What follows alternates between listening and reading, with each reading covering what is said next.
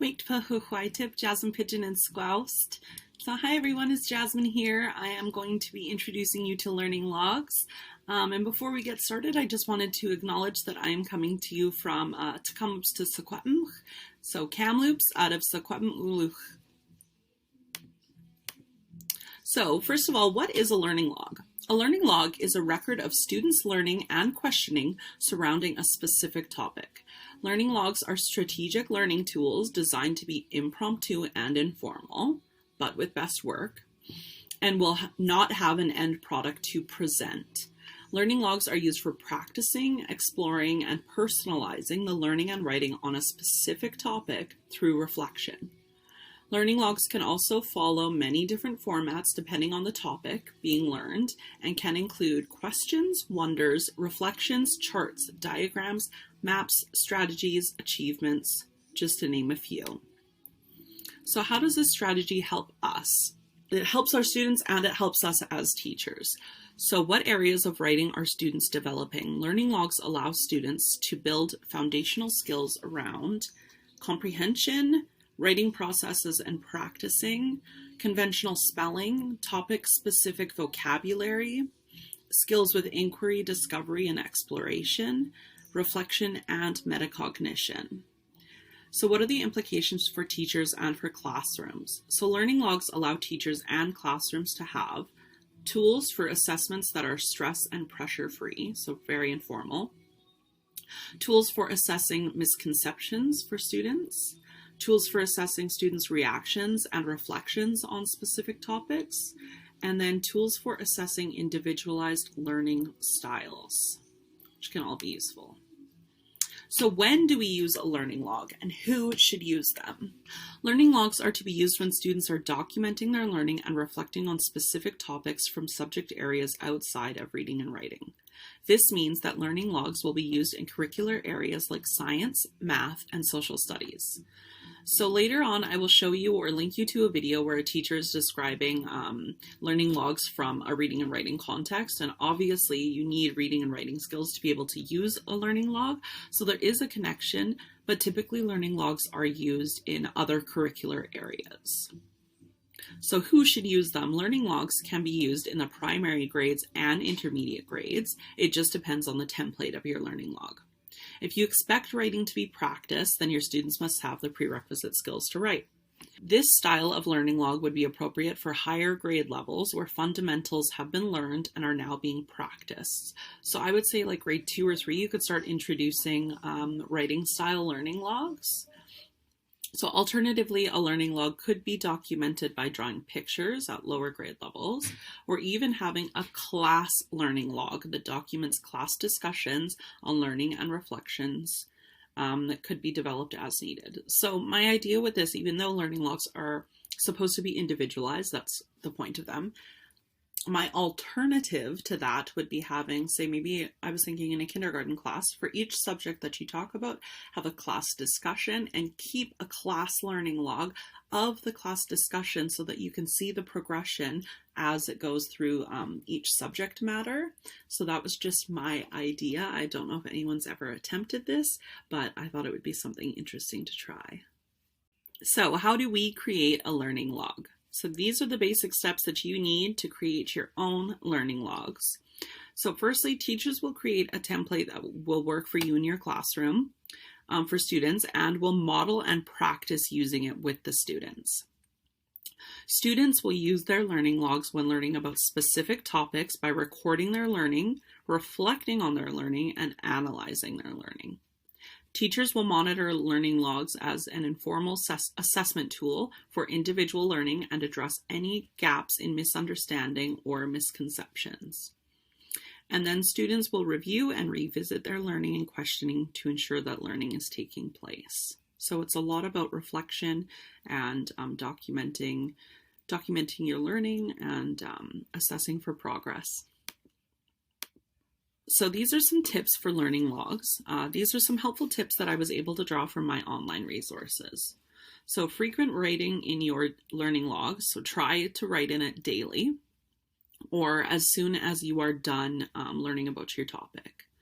Reserve a specific place for your learning log. So you could have a different journal, a different notebook, a Google Doc even, having a blog. Write without inhibition and with a fast pace. So what I mean by that is like writing fast. Don't take time to think about your writing. Don't take time to think about if things are being misspelled or misinterpreted. We just want you to get down like a brain dump. Dump all of your learning into your learning log. Try to be spelling your words correctly, especially the vocabulary that you're learning. But it's not being marked for that kind of thing. So really you want them to be writing, not thinking about their writing, and thinking about being judged for it. So sometimes it's easy to start with a prompt, a summary, or a question. So if your student is having trouble thinking about how to get started, give them a prompt. Tell them to summarize what they have learned or see if they have a question that they're wondering about the topic. If you are using prompts, limit the amount of prompts as to not make it too overwhelming and make it level appropriate. So you don't want students choosing just the easiest prompt all of the time. You want them to really be deep thinking and deep learning when using your learning log. So tell your students beforehand that you will be reviewing their learning logs. So although you're not marking it, you do want your students to be aware that they will be sharing it with you so that it has to be appropriate material in their learning logs. Give students the chance to discuss their learning logs and show them off if they are willing. So I think that this is a choice that you would make when you kind of make your template, depending on what kind of learning log you want.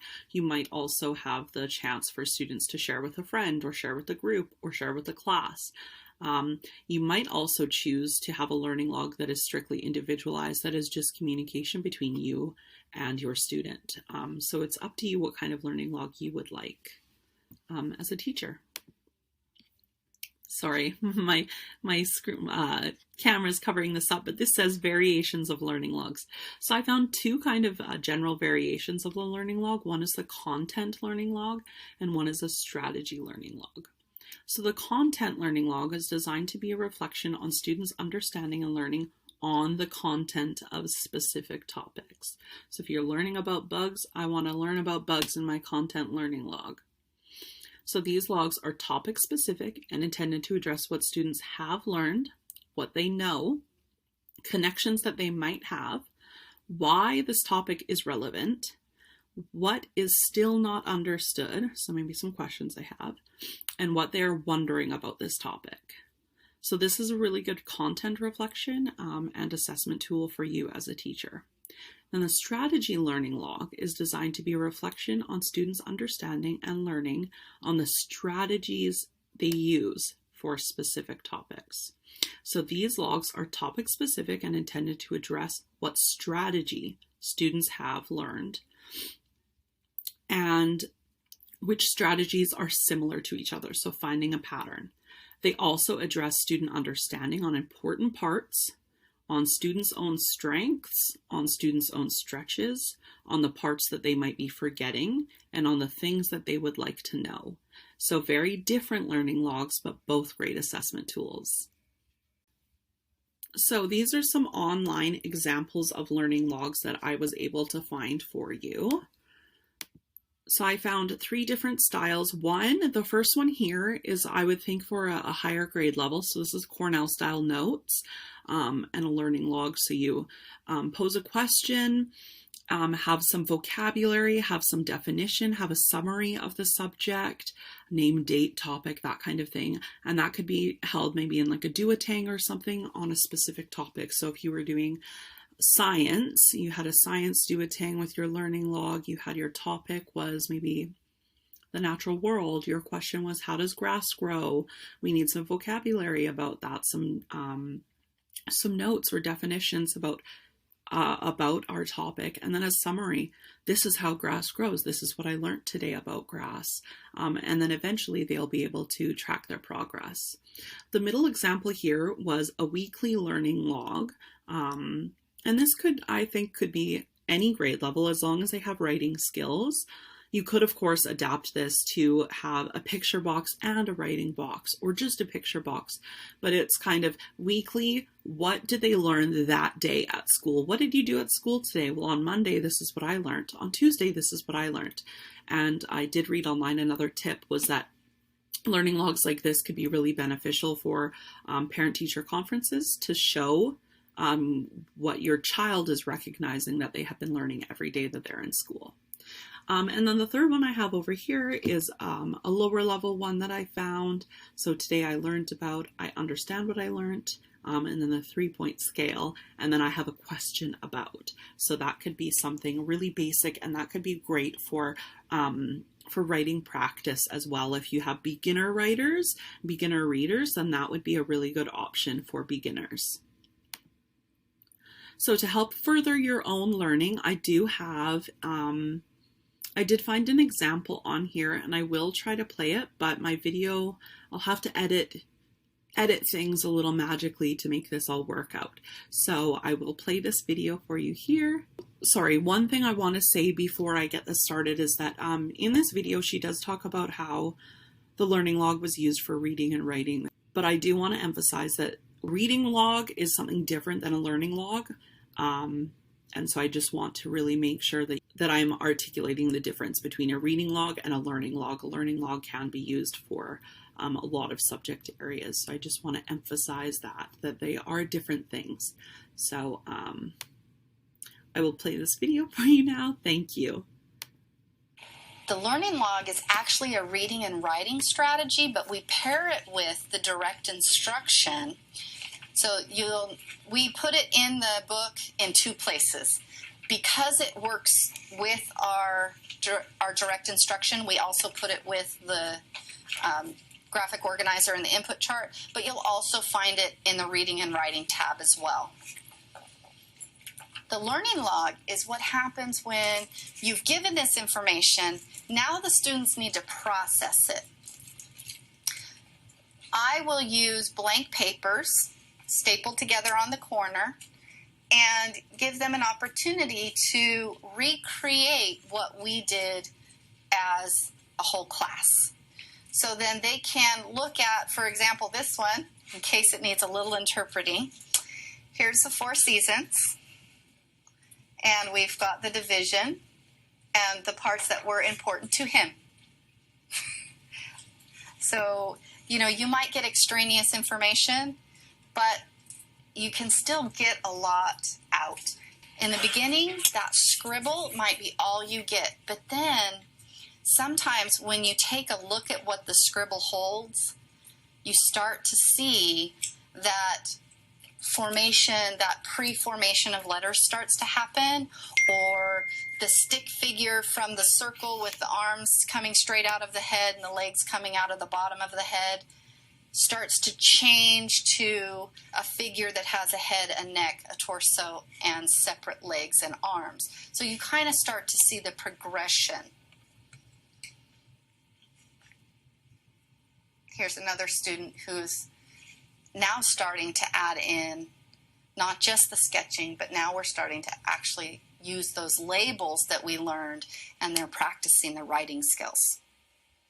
These are students that are 4 and 5. This is from that kindergarten class. This student drew this picture. He sketched it out, and the teacher said, "Great, tell me about what you drew." "I drew a pelican." "Great, how do we know it's a pelican?" "Because it's on my paper." "Awesome. Is there a pelican somewhere in the room?" "On my paper." "So how about anywhere else in the room?" So then she took him through the process of identifying the pictorial on the wall. And then, "Can you write the word pelican on there?" "I can't write." She said, "Great, that's why you're in kindergarten." So then she talked him through, "Can you find the first letter?" P, p, p. "Oh, it's a P." "Great, touch where it says P on the pictorial." And he touched the letter. "Let's write it on your paper." He wrote it on his paper, and then he just wrote the rest. He only needed the help through the thought process, and then he was able just to go from there. So that was his plus. We call it the +1. This is where he was just giving us sketches, but his +1 was to add a label. Yes. So does this need to be done as whole group, or can it be done as a station? I do instruction whole group, but then you could absolutely do it as a station. Yeah. In fact, that works really well in pre-K and kinder. Yeah. This is another student who wasn't interested in sketching at all. Only wanted to list the information that they had seen on the chart. So we need to look at those different modalities and see adding a sketch. So we want to just make sure we validate both styles of learning. This child wrote a paragraph. Again, kinder. The pelican eats fish. The pouch is very big. The fish goes down the store. The pelican is light yellow. The octopus is very big. Don't know if you remember on the pictorial, but just to refresh your memory, there was no octopus. So the teacher was a little confused and tell me about what you've written. And so he talked about the store, and that was part of the body of the pelican from the pictorial. And then she said, and what about the octopus? And he said, oh, well, I went to Monterey, and there was a pelican, and when I looked down into the water off the pier, there was an octopus. And it was very, very, very big. So he made a connection to an experience that he had, that he'd seen a pelican and an octopus in the same place. So he made the connection that wasn't on the chart. So, which is where we want to get them eventually. Well, I hope that video helped enlighten things a little bit. I'll move on to my next slide here. So this is my references page.